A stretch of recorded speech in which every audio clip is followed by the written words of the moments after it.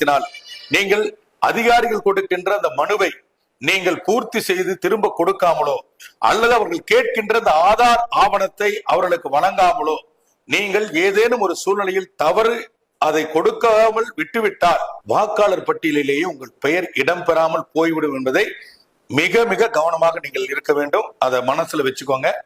இதுதான் நான் இந்த நேரத்தில் உங்களுக்கு சொல்லக்கூடிய ஒரே ஒரு செய்தி. ஏன்னா இதன் பிறகு நாளுக்கு நாள் தேர்தல் ஆணையம் ஒவ்வொரு நாளைக்கு ஒவ்வொரு ரூல் மாத்திக்கிட்டே வர்றாங்க.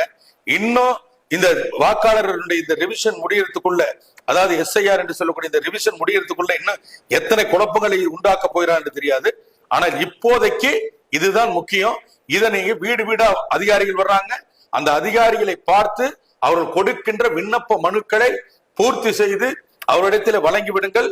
வழங்கிய பிறகு டிசம்பர் 9 இன்னையிலிருந்து ஆரம்பிங்க. நவம்பர் 4 இருந்து டிசம்பர் 4 வரைக்கும் இது நடக்குது.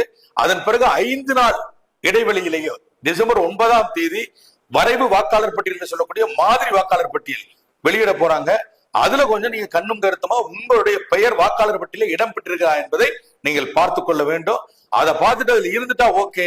அப்படி இல்லைன்னு சொன்னா உடனே அது சம்பந்தப்பட்ட அதிகாரிகளை சந்திச்சு உங்கள் தரப்பு ஆவணங்களை எல்லாம் கொடுத்து உங்கள் பெயர் பட்டியலில் இடம்பெற வைக்க வேண்டும். அதனால முதல்ல இந்த எக்ஸாம் எழுதுற மாதிரி இது ஃபர்ஸ்ட் எக்ஸாம். இது 2வது எக்ஸாம் 9 ரிசல்ட். 9 ரிசல்ட்ல நம்மளுடைய பேர் வந்துருச்சான்னு பாத்துக்கணும். வரலன்னு சொன்னா அப்புறம் நம்ம பேசிக்கலாம். அதனால 9 இன்றைக்கு உங்களுடைய விண்ணப்ப மனுக்களை கொடுப்பதோடு உங்கள் கடமை முடிந்து விடவில்லை.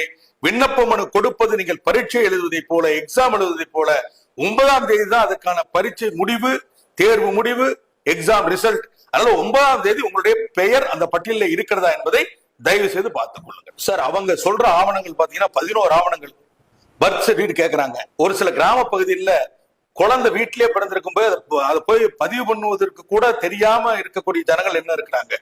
பர்த் சர்டிபிகேட் மட்டும் தான் நமக்கு தெரிந்தாகணும். பாத்தீங்கன்னா பாஸ்போர்ட் இருந்தா கொடுங்கிறாங்க. அப்படி இல்லைன்னு சொன்னாக்கா அரசின் சார்பில் கொடுக்கப்பட்டிருக்கிற ஏதாவது ஒரு அடையாள அட்டை, அதாவது நம்முடைய வயதோடு சேர்ந்து அடையாள அட்டை, இல்லைன்னா பள்ளியிலே படித்ததற்கான மாற்று சான்றிதழ். இப்ப சொல்லக்கூடிய ஆவணங்கள் மிக எளிதா கிடைக்கிறது.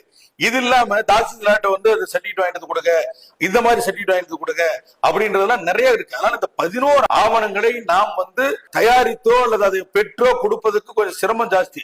நமக்கு ரொம்ப ஈஸியா நம்ம கையில இருக்கக்கூடிய ஆவணம் என்று சொன்னால் ஆதார் இருக்கிறது. எளிதாக கொடுக்கக்கூடிய ஆவணம் அது. அதனால ஆதாரை கொடுத்து விட்டாலே போதும், பேர் எதுவும் தேவையில்லை. முகவரி மாற்றம், பெயர் மாற்றம், வீட்டினுடைய எண் மாற்றம், இது எல்லாமே இதுல இருக்கு. இந்த நேரத்துல நம்ம அதை செஞ்சுக்கலாம். ஆனா அதுல என்ன விஷயம் கேட்டீங்கன்னா, நீங்க சாதாரண ஒரு